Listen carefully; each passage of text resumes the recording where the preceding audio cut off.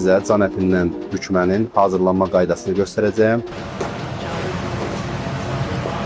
Doğradığımız ətləri strezin köməkliyi ilə döyürük, səliqə edirik.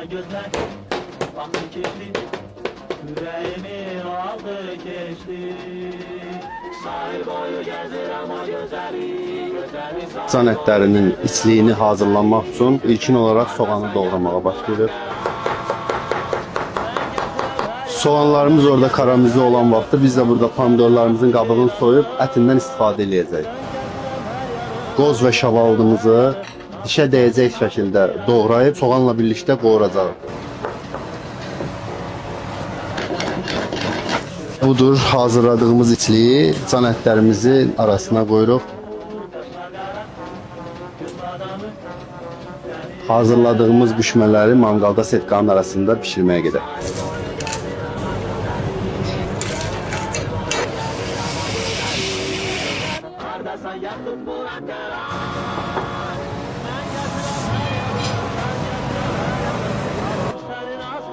Və budur, yeməyimiz artıq hazırdır. Son toxunuşumuzu eləyib süfrəyə göndəririk.